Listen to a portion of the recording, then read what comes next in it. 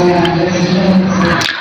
आप सभी का स्वागत है टीचिंग बाय आर के माधु यूट्यूब चैनल पर। पहली बार विजिट तो लाइक शेयर एंड सब्सक्राइब जरूर कर लीजिएगा ताकि लगातार अपडेट स्टेट या सेंट्रल गवर्नमेंट का नोटिफिकेशन आप तक पहुंचेगा। ठीक है, चलिए बात करेंगे डीएवी रिक्वायरमेंट 2025। जी हाँ, डीएवी ने various zone by zone requirement निकल चुका है और यदि अभी तक आपने अप्लाई नहीं किया है टीचिंग या नॉन टीचिंग पोस्ट के लिए तो ये आवेदन करने का ये अंतिम मौका है। जी हाँ, आवेदन करने का अंतिम ये मौका है। अभी तक आवेदन नहीं किए हैं तो हम लोग बात करेंगे इसमें कि एप्लीकेशन फॉर्म को जो है किस प्रकार से भरेंगे। ठीक है, एप्लीकेशन फॉर्म कहाँ से मिलेगा, उसको किस प्रकार से फिलअप करना है, क्या क्या डॉक्यूमेंट चाहिए उसके साथ, अप्लाई करने का प्रोसेस भी हम लोग स्टेप बाय स्टेप देखेंगे। क्या बीएड एपियरिंग कैंडिडेट जो है वो एपियरिंग कैंडिडेट अप्लाई कर सकते हैं या नहीं कर सकते हैं।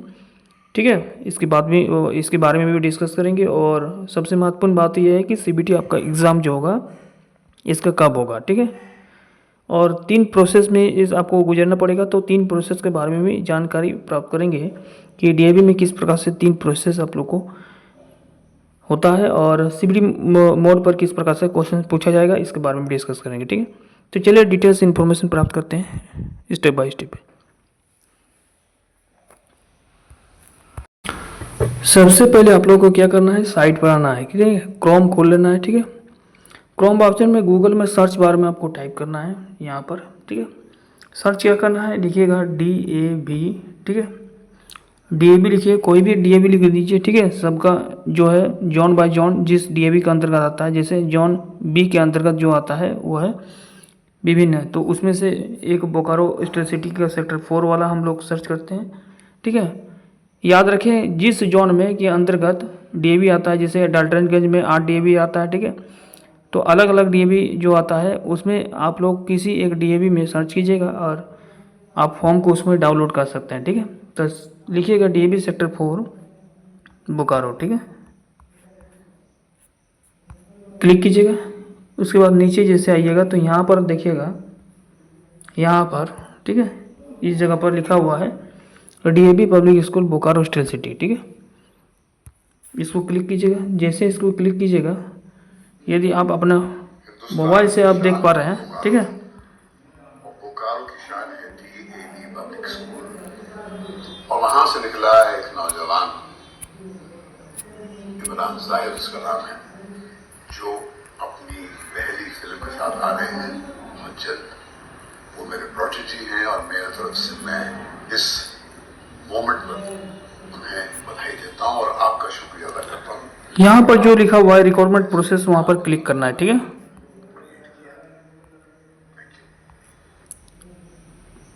ठीक है, या नोटिस में क्लिक करना है। यहाँ पर देखिएगा एप्लीकेशन फॉर्म 2025 और 16 लिखा रहेगा डाउनलोड, तो आपको डाउनलोड कर लेना है। ठीक है, जैसे डाउनलोड कीजिएगा तो इस प्रकार से फॉर्म खुल जाएगा। ठीक है, इसी प्रकार का सभी जोन का फॉर्म जो है सेम रहेगा। ठीक है, सिर्फ जोन जोन लिखा रहेगा यहाँ पर। ठीक है, यहाँ पर जैसे लिखा है झारखंड जोन भी, वहाँ पर लिखा रहेगा डाल्टनगंज जोन आई। ठीक है, उस प्रकार से जोन बाय जोन, लेकिन सेम इसी टाइप का रहेगा फॉर्म। ठीक है, चेंजेबल कुछ नहीं होगा। अब देखिए यहाँ पर लिखा हुआ है, एक एक चीज़ समझिएगा कि स्कूल का नाम लिखा है जिस स्कूल में आप अप्लाई कर रहे हैं। ठीक है, जो भी डीएवी में, यदि हम डीएवी सेक्टर 4 अप्लाई कर रहे हैं तो यहाँ लिखिएगा डीएवी सेक्टर 4। ठीक है, बोकारो, यहाँ पर लिखिएगा डीएवी सेक्टर 4 बोकारो। ठीक है, स्कूल का नाम लिखिएगा। कॉन्टैक्ट नंबर जो है, यदि आपका कॉन्टैक्ट नंबर जो अभी चालू है वो दे दीजिएगा। ठीक है, ईमेल आईडी यहाँ पर दीजिएगा और वेबसाइट दे दीजिएगा। ठीक है, वेबसाइट दे दीजिएगा, यदि आपके पास वेबसाइट है, ये स्कूल का वेबसाइट है, दे सकते हैं। ठीक है, क्लियर है। Kindly the fill the from is not applicable as per your post subject post applied for। ठीक है, अब यहाँ पर जो है आपको क्या करना है कि आपको मेंशन करना है। देखिए टीचिंग पोस्ट या नॉन टीचिंग दोनों लिखा हुआ है। ठीक है, टीचिंग के लिए आपको कम से कम बीएड होना चाहिए और नॉन टीचिंग पोस्ट के लिए यदि आपके पास बीएड नहीं है तो भी आप अप्लाई कर सकते हैं। ठीक है, पहले हम बात करेंगे टीचिंग के लिए। ठीक है, जिसमें PGT PRT TGT nursing teacher के लिए आवश्यकता है। इसमें मेंशन आप लोग लिखिएगा, यदि आपका सब्जेक्ट जो है फिजिक्स है तो यहाँ पर आप लिखिएगा फिजिक्स। ठीक है, यहाँ पर फिजिक्स लिखिएगा, ध्यान रखिएगा कैपिटल लेटर में लिखना है। ठीक है, कैपिटल लेटर में लिखना है PHYSICS। ठीक है, इस प्रकार से लिखिएगा फिजिक्स में। ठीक है, ब्लैक पेन का यूज कीजिएगा हमेशा। ठीक है, यहाँ पर पेस्ट कर दीजिएगा रिसेंट टाइप का आपको फ़ोटो, ठीक है, कलर फ़ोटो होना चाहिए, यहाँ पर लिखिएगा। और इस जगह पर लिखिएगा NA, ठीक है, NA लिख दीजिएगा, यानी नॉन टीचिंग पोस्ट के लिए आप अप्लाई नहीं कर रहे हैं। ध्यान रखिएगा एक ही फॉर्म अप्लाई कीजिएगा। यदि आप एक से ज़्यादा फॉर्म अप्लाई करते हैं तो ध्यान रखिएगा एक ही दिन में एग्ज़ाम होने वाला है CBT, ऐसे में आप एक ही जगह अटेंड कर पाइएगा, तो झूठ मूठ का आपको परेशानी ज़्यादा करना पड़ेगा, ठीक है। तो इसलिए मैं कहूँगा कि एक ही पोस्ट अप्लाई करें, चाहे PGT करें या TGT करें, PRT करें या नॉन टीचिंग पोस्ट में से कोई भी एक करें, ठीक है। तो यदि आप टीचिंग पोस्ट के लिए सिलेक्ट करते हैं तो आप लिख दीजिए मेंशन सब्जेक्ट फॉर अप्लाइड और टिक लगा दीजिएगा। यदि आप PGT में अप्लाई करें तो PGT में टिक लगा दीजिएगा, यहाँ पर अपना सब्जेक्ट भर दीजिएगा, जो भी आपका सब्जेक्ट हो, ठीक है, हिस्ट्री हो, पॉलिटिकल हो, साइंस में, है ना, या कॉमर्स में, जो भी हो, नर्सिंग टीचर में या PRT में, तो यहाँ पर अप्लाई कर दीजिएगा, ठीक है। यदि आप नॉन टीचिंग पोस्ट के लिए अप्लाई कर रहे हैं तो यहाँ पर लिख दीजिए NA और इस जगह पर आप लिख दीजिएगा नॉन टीचिंग पोस्ट के लिए, ठीक है, जो भी रिक्वायरमेंट है लैब असिस्टेंट के हैं उधर वही है।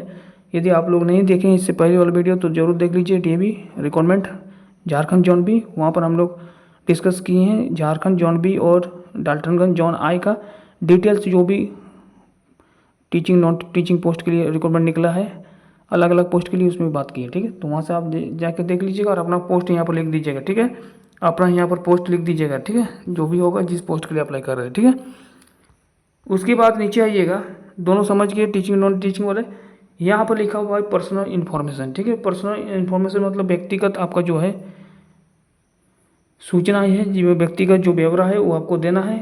अब सबसे पहले यहाँ पर नाम लिखिएगा, फर्स्ट नाम लिखिएगा, जैसे आपका नाम है राजकुमार, ठीक है, यदि आपका नाम है राजकुमार, ठीक है, तो सबसे पहले यहाँ पर लिखिएगा राज, कैपिटल में लिखिएगा, और कुमार लिखिएगा यहाँ पर, ठीक है, कुमार यहाँ पर लिखिएगा, क्लियर है, कुमार यहाँ पर लिखिएगा राज, और यहाँ पर लिखिएगा लास्ट नेम, ठीक है, कुमार।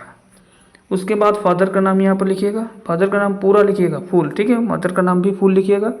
नेशनलिटी इंडियन, ठीक है, रिलीजन अपना लिख दीजिएगा यहाँ पर जो भी है। उसके बाद यहाँ पर डेट ऑफ बर्थ लिखना है, सबसे पहले यहाँ पर लिखना है आपका डेट लिखना है, यहाँ पर मंथ लिखना है, ईयर लिखना है, ठीक है, अपना एजेंट में क्लिक करना है, जो भी है। अपना मोबाइल नंबर एक्टिव दीजिएगा, व्हाट्सएप नंबर आपको चालू होना चाहिए, परमानेंट एड्रेस यहाँ पर दीजिएगा पूरा, ठीक है, पिन कोड के साथ, और ईमेल आईडी आपका चालू होना चाहिए। अब यहाँ पर बात होता है, ये तो बेसिक था, यहाँ पर जो बात होता है वो है प्रोफेंसी इन कंप्यूटर। क्या कंप्यूटर में आपका दास्ता है, क्या आप कंप्यूटर के बारे में कुछ नॉलेज रखते हैं, क्या बेसिक नॉलेज है? यदि हाँ तो यहाँ पर टिक लगाइएगा यस, अदरवाइज में यहाँ पर लगाइएगा नो, ठीक है। तो मैं यहाँ पर टिक लगा देता हूँ यस, ठीक है, आपके अकॉर्डिंग लगाना है।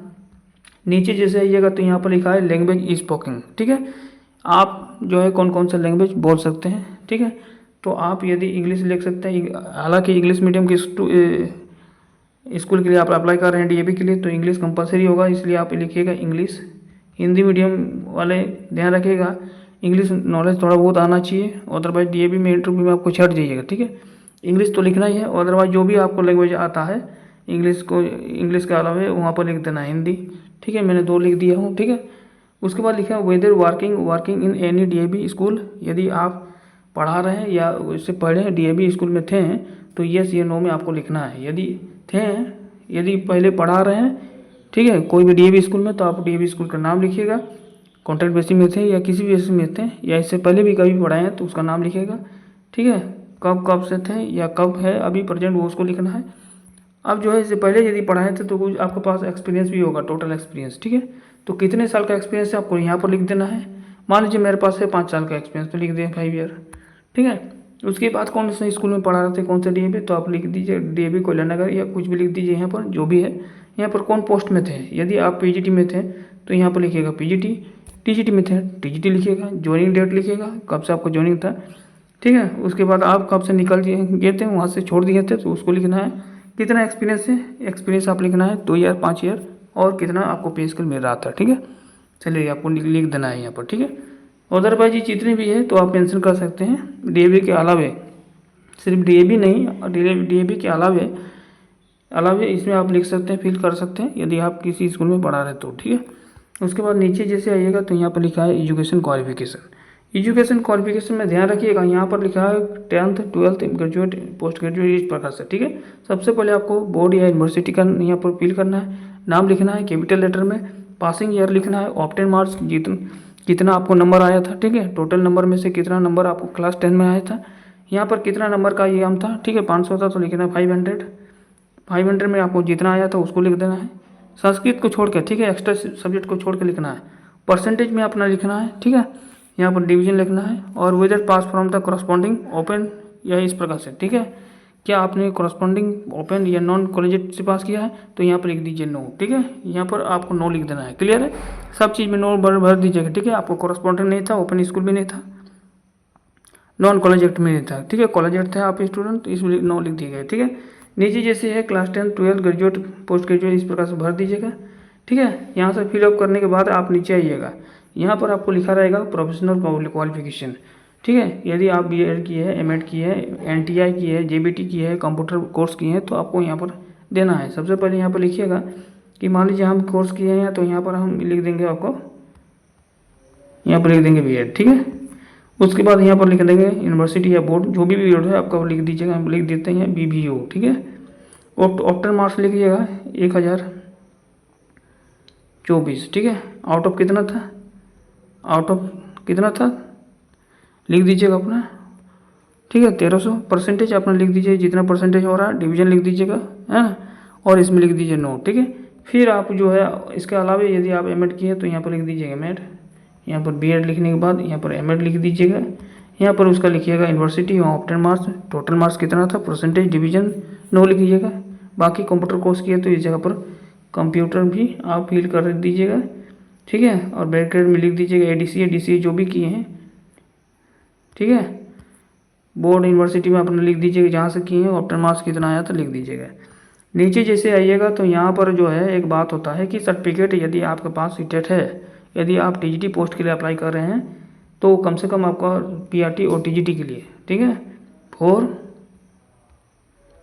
PRT एंड TGT पोस्ट के लिए ध्यान रखिएगा। PRT और TGT पोस्ट के लिए सीटेट और एस्टेट की आवश्यकता होगी और सबसे पहले प्राथमिकता सीटेट वालों को दी जाएगी PRT और TGT पोस्ट के लिए, ठीक है। यदि आप सीटेट अप्लाई किए, सीटेट पास किए दोनों पेपर में तो अप्लाई कर सकते हैं। ध्यान रखिएगा सीटेट और एस्टेट जो है, सीटेट या कोई भी टेट, सीटेट हो जेटेट हो, कोई भी टेट आवश्यकता नहीं है, किसके लिए, PGT के लिए, ठीक है। PGT पोस्ट ग्रेजुएट टीचर के लिए आप अप्लाई करेंगे तो सीटेट की कोई आवश्यकता नहीं होगी। बाकी के लिए PRT और TGT के लिए आपको सीटेट हो या एस्टेट क्वालिफाई किया है किसी राज्य से, ठीक है, या फिर एनी अदर कुछ भी आपकी टेट हो, है ना, बिहार टेट हो, झारखंड टेट हो, क्वालिफाई किए हैं तो इसको मेंशन कर लीजिएगा, लिख दीजिए डिटेल्स, ठीक है। नीचे जैसे लिखिएगा how can you contributed to the school based teaching your subject, तो अपना सब्जेक्ट के अनुसार आप जो है टिक लगा दीजिएगा यहाँ पर, ठीक है, क्लियर है। उसके बाद नीचे आइएगा तो आपको डॉक्यूमेंट्स यहाँ दिखाई देगा कि क्या क्या आपको डॉक्यूमेंट चाहिए। तो सबसे पहले आपको याद रखिएगा डॉक्यूमेंट जो अटैच करना है, आपको फॉर्म निकालने के बाद फॉर्म भर दीजिएगा इस प्रकार से जैसे हम बात किए। फॉर्म को अप्लाई करने भरने के बाद जो है आपको एजुकेशन सर्टिफिकेट, जितना भी एजुकेशन सर्टिफिकेट है उसको क्या कीजिएगा, आपको अटैच करना है सारे डॉक्यूमेंट को, ध्यान रखिएगा सबको अटैच करना है, ठीक है। सारा को जेरॉक्स कर लीजिएगा, उसमें अटैच कर दीजिएगा। प्रोफेशनल सर्टिफिकेट जिसको बोलते हैं हम लोग BEd M.Ed, ठीक है, कंप्यूटर जो भी होगा, CMS कंप्यूटर साइंस, ठीक है, NTA जो भी होगा, ठीक है, इसको दे दीजिएगा। इसके साथ साथ आपका एक्सपीरियंस लेटर भी इंक्लूड करना है कि आपका कितने साल का एक्सपीरियंस है, यदि 5 ईयर का है, 3 ईयर का है, किसी का 2 ईयर का होगा, है ना, किसी का 10 ईयर का होगा, इस प्रकार से उसको भी इंक्लूड करना है, ठीक है, अटैच करना है। उसके बाद ID प्रूफ, इनमें से आधार कार्ड, पासपोर्ट, एनी अदर, ठीक है। तो मैं कहूँगा कि आधार कार्ड आपको जेरॉक्स करके लगा देना है। ध्यान रखिए 2 फोटो, एक फ़ोटो आपको चिपका देना है, ठीक है, और एक फ़ोटो जो है फॉर्म के ऊपर में अटैच कर देना है, ठीक है। जिस फॉर्म के निकालिएगा उस फॉर्म के साइड में आपको अटैच कर देना है, पिनअप कर देना है। तो ये सारा डॉक्यूमेंट नीचे जैसे आइएगा तो यहाँ पर लिखा गया डिक्लेरेशन बाय द एप्लीकेंट, यहाँ पर अपना नाम लिखिएगा, यहाँ पर फादर का नाम लिखिएगा, ठीक है, और कुछ नहीं करना है। नीचे आइएगा, यहाँ पर अपना डेट डाल देना है और अपना प्लेस जहाँ से अप्लाई कर रहे हैं और यहाँ पर सिग्नेचर कर दीजिएगा, बस, ठीक है। तो ये रहा आपका एप्लीकेशन फॉर्म। ठीक है।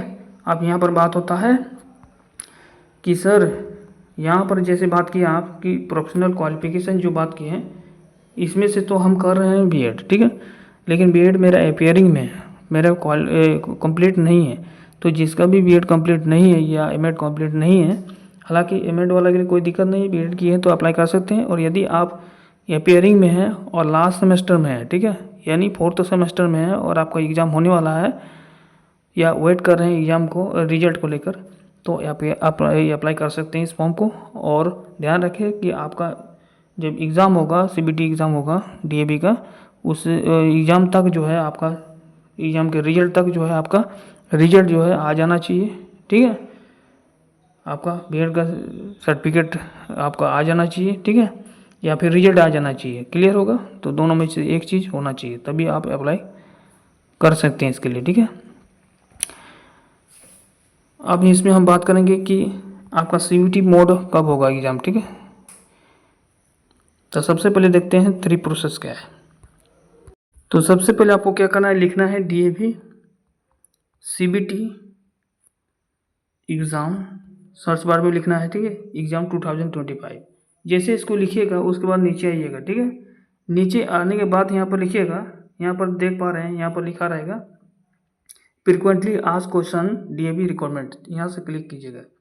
ठीक है, इसके बाद क्लिक करने के बाद इस प्रकार से खुलेगा डीएवी स्टाफ रिक्वायरमेंट। ठीक है, इसके बाद नीचे आइएगा तो यहाँ पर आपको देखिएगा लिखा रहेगा फेज। ठीक है, 3 फेज रिक्वायरमेंट प्रोसेस, 3 फेज में ये प्रोसेस कंप्लीट होने वाला है, 3 प्रोसेस में ये कंप्लीट होने वाला है। इन तीनों प्रोसेस को एक एक चीज़ हम लोग देखेंगे, उसके बाद आपको पता चलेगा कि सीबीटी मोड जो एग्ज़ाम होने वाला है वो कब होने वाला है। ठीक है, तो सबसे पहले यहाँ पर जो है, सबसे पहले हम लोग आएंगे नीचे में और यहाँ पर देख पा रहे हैं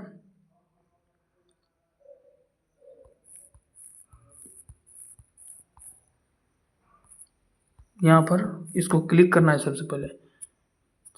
ठीक है, 3 फेज रिक्वायरमेंट प्रोसेस को क्लिक कर देना है, उसके बाद नीचे आना है। तो सबसे पहले जो प्रोसेस होगा 3 फेज में, सबसे पहले जो प्रोसेस होगा 3 फेज में,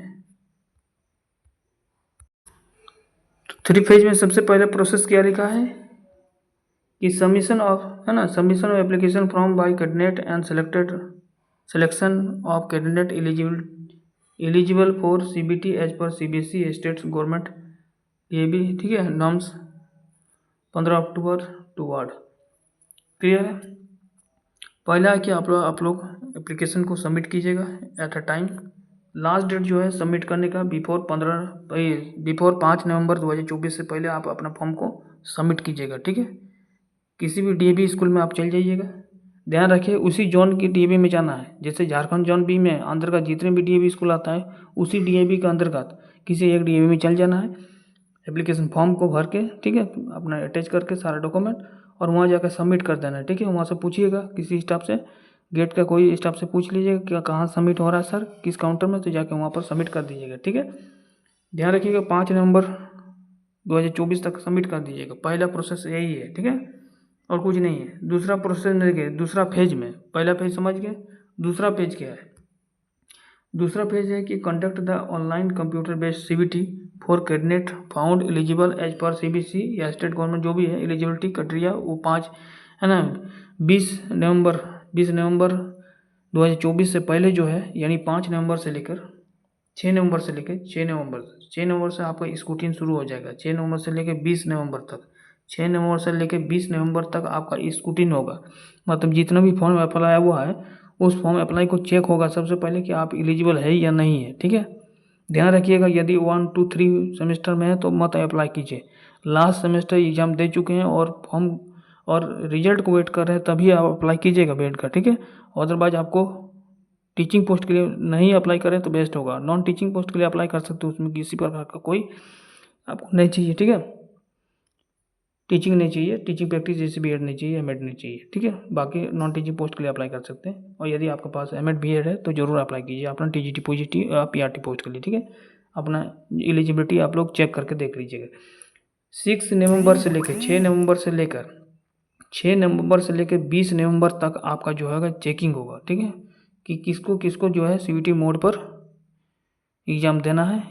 ठीक है। उसका आपका जो होगा डीएवी जो वहाँ का कमिटी होंगे वो चेक करेंगे सारा फॉर्म को, और फॉर्म को फाइनली जो सबमिट कर चेक करने के बाद आपका जो है वेबसाइट है, इस वेबसाइट पर आपको मिलेगा आपको किसका सेलेक्ट हुआ है सीबीटी मोड के लिए, किसको सिलेक्टेड किया गया, कितने स्टूडेंट जो है एलिजिबल है, ठीक है, सीबीटी मोड एग्ज़ाम देने के लिए, ठीक है। और यहाँ पर लिखा है कि admit card examination roll number या एग्जाम सेंटर या examination date of examination written examination issue to the candidate on DAV recruitment website. इस डीएवी रिक्रूटमेंट वेबसाइट पर आपको क्या मिलेगा, ये सूचना मिलेगा दिसंबर 2024 में, ठीक है, दिसंबर 2024 में मिलेगा, ठीक है। और फाइनली यहाँ पर लिखा हुआ है, देखिए फाइनली यहाँ पर लिखा है 5 नंबर में कि डीएवी जो सीबीटी एग्जाम लेने वाली है computer based test will be conduct in January 2025 में, ठीक है। आपको दिसंबर तक मिल जाएगा, 15 दिसंबर तक मान के चलिए, 15 दिसंबर तक आपको जानकारी ये मिल जाएगा, ठीक है। 15 दिसंबर तक ये जानकारी मिल जाएगा कि आपका एडमिट कार्ड जो है एग्जामिनेशन रोल नंबर या सेंटर जो है वो कहाँ कहाँ देने वाला है। और फाइनली जो है जनवरी, ठीक है, 10 दिन के अंतर्गत एग्जाम के 10 दिन पहले, ठीक है, ठीक है, 15 तारीख तक आपको सूचित किया जाएगा या वेबसाइट पर कुछ अपडेट आएगा, ठीक है। उसके बाद एग्ज़ाम से पहले, ठीक है, एग्ज़ाम से पहले 10 दिन पहले, 10 दिन, ठीक है, 10 डेज पहले, एग्ज़ाम के 10 डेज पहले जो है आपका एडमिट कार्ड आपको देखने को मिलेगा साइट पर, ठीक है।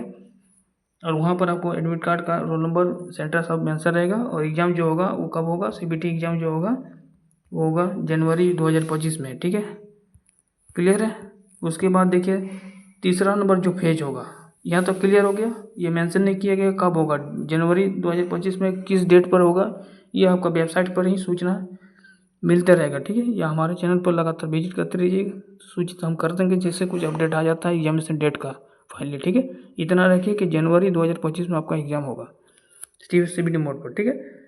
अब फेज 3 में क्या है, देखिए जो भी सीबीटी 1 क्वालिफाई करेंगे, क्वालिफाई सीबीटी मोड, ठीक है, जो भी सीबीटी मोड पर क्वालिफाई करेंगे उसको क्या करें, उसको एक कार्ड मिलेगा, स्कोर कार्ड मिलेगा, ठीक है। अब जो है जो थर्ड फेज है उसमें आपका डेमो होगा, पहले आपका डेमो होगा, ठीक है, किसी एक टॉपिक पर आपको पढ़ाने के लिए वहाँ बोलेंगे, सारे वहाँ बैठे रहेंगे जो भी स्टाफ टीचर्स होंगे वहाँ, ठीक है। डेमो किसी एक टॉपिक पर आपको कहेंगे देने के लिए। उसके बाद आपका इंटरव्यू होगा and selection by the selection committee, ठीक है, एट स्कूल या जोन लेवल, स्कूल लेवल पर हो सकता है या जोन लेवल पर हो सकता है, ठीक है, ध्यान रखिएगा। नीचे जो लिखा है कि DAV CBT qualified candidate can apply in DAV school, जो भी DAV school CBT exam qualify करेंगे उसको स्कोर कार्ड मिलेगा। और स्कोर कार्ड के अंतर्गत जिस जोन में आप अप्लाई किए हैं फॉर्म, उसी जोन के अंतर्गत जो भी वैकेंसी आएगा, जो भी डीएवी रिक्वायरमेंट आएगा उस डीएवी में आप अप्लाई करेंगे, ठीक है।